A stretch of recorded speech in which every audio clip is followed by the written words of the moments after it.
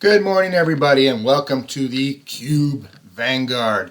I'm back from VeeamON. I got back last week. Don't remember what day. It was a bit exhausting. It was a lot of fun, a lot of activities, so much that I'm still digesting. I'm not going to talk too much about VeeamON because there are a lot of blog posts out there. If you go to the Veeam Community Hub, there's almost every legend or Veeam 100 member has put a post out describing it from different angles with photos and everything. So I'm not going to add to that. It was a great event. There's sessions that are online now, and really next time you want to go to VeeamON if you haven't gone to VeeamON. Okay, so what I will say is that people are interested in obviously in the swag situation. The swag situation was quite good. But I've decided to kind of limit my reports about swag because it's going to take too much time, right? So I'll take out the best. And the best thing for me this time was this wonderful Veeam Architect knapsack, okay? Very kind of, not flashy colors kind of thing, but I like the fact, very thin profile, aerodynamic, has the laptop pocket and the secret pockets in the front. So very good, very pleased with that swag. There was other swag as well, but that was the best one. Also on the swag front, I got a surprise, and I'll just go down a bit here. Yes, look at this. I got my Traefik Lab Ambassador swag, okay? And so first of all, it's this great t-shirt with the gopher on it, but it gets better. Look at this hoodie. This hoodie is something else. I mean, look at that. I mean, I just look like some kind of like a Roman emperor or something. Look at that, Traefik Labs. It's got the gopher. A little bit too hot now in Toronto to wear it, so I'll have to wait till winter, but nevertheless, wonderful swag. Okay, so a lot of swag happening. And of course, got stickers too.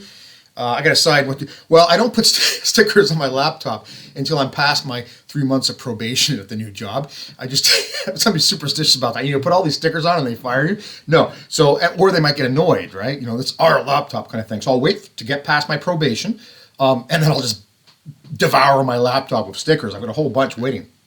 All right, so what has happened apart from the VeeamON this week? Well, Kasten K10 version 6 came out. And at VeeamON, they talked about it. There were a few good sessions about it. But it actually came out this weekend. And of course, I've already upgraded. So I wanted to talk about that. And so instead of the regular K10 documentation walkthrough, which we do normally, there's been a bit of a break because of VeeamON, I'm going to talk about the K10 6 version release.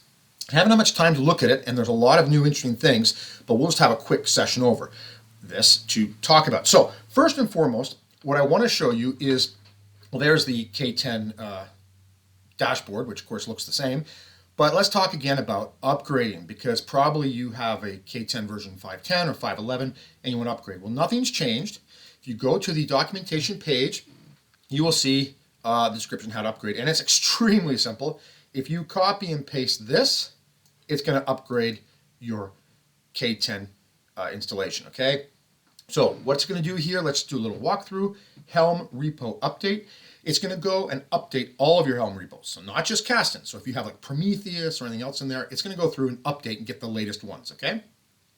And then what it's going to do is it's going to get the values. So what it's doing is getting the values from your Helm installation, which you have right now. So for instance, I'm using token authentication, so I had that in my original Helm command. It's going to go and get all those values you might have, who knows what else you've got in there, and it's going to save them to a K10 val file, which you can see right here, okay? And then it's going to upgrade, okay? Upgrade in the sense it's going to see the latest release that you've just done the Helm update. It's going to upgrade, but it's going to upgrade with your values, okay? You wouldn't want to upgrade and lose all your special values. Extremely simple. I have never had this go south, okay? Every time I've done it. So do that and you'll be on version 6. Version 6, so what can we say about that? Well, you always go to the release notes when a new version comes out, and look at this one is big. Look at this, there's a whole chapter. So I haven't gone through this fully yet myself, but right off the bat, there's this new thing called the Transform Library, okay? And it's a way, K10 offers a way to store repeatable metadata transformations, okay? Remember we talked in a previous version about transform sets? So transforms are if you're restoring and you want to change something in one of your deployments or your backed up data. You can use transforms to do that.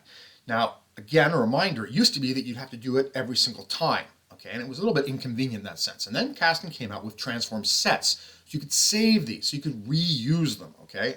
And transform sets, so for instance, if you're restoring to a different environment, you know that, for instance, the storage class is always going to be different and a certain one, you can create a transform set and just reuse that, okay? So that's now, they now have repeatable transform libraries, okay? Let's look at that.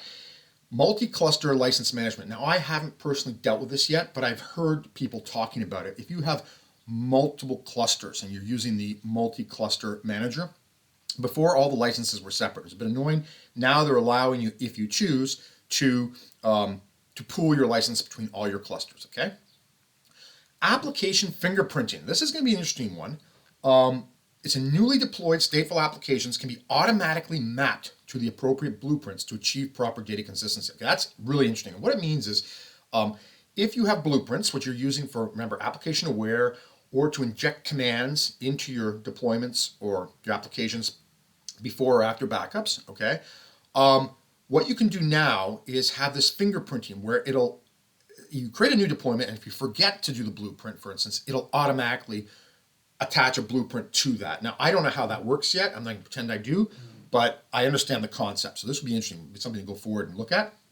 Okay, and then, of course, one of our favorite things being Veeam Legend, Veeam Vanguard, and part of Veeam 100 is Veeam Data Platform Integration. That word integration makes me feel warm and happy, right? Why? Because it means I've got my little Veeam and I've got my cast in there too. We're also going to test this. We've already looked at this a bit, but apparently in version 6, it's getting even better, okay?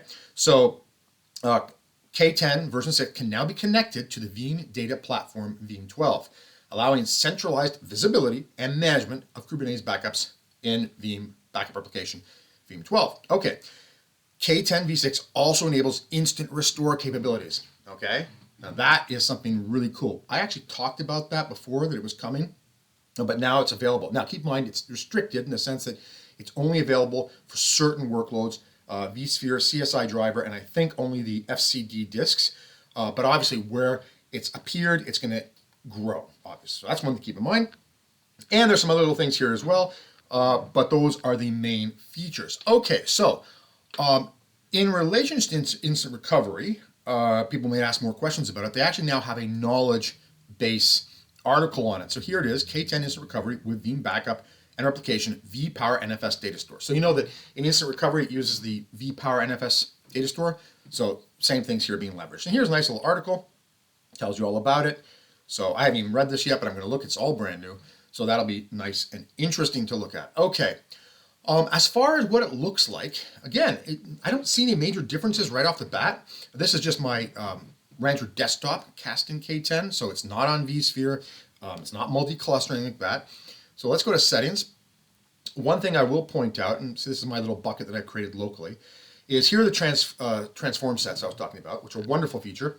But there's examples here too, and I think I might have pointed this out, but this is really, really cool because transform sets can get complicated, and it's not that we can't do them, but you don't want to spend hours figuring this out, especially if it's something that's going to be happening a lot, like changing storage classes. I mean, that could happen a lot. So you have examples here, see? And the first one is change storage class example. Ingress, annotations, all sorts of stuff you can change here. Scale deployment example, so that's when you scale up your deployment or down your deployment. So that's very nice they've got these. And you little duplicate button here, you can press that, duplicate it, and then create your own. Okay, so that is it for the K10 version 6 release. Obviously, there's a lot more work that I need to do to look into this and create some videos about it to explain more, because I am pretty new at a lot of this stuff too. For instance, the application fingerprinting, I don't know anything about that yet. See here, I've got my blueprints. And again, where you do this, I don't know if you add blueprint, this is all the same as before. So obviously it's somewhere else. Let's just take a look here out of interest at our backup policies. Maybe it's in here. So I've got a MongoDB application policy. Let's edit it and see if there's anything in here that's new.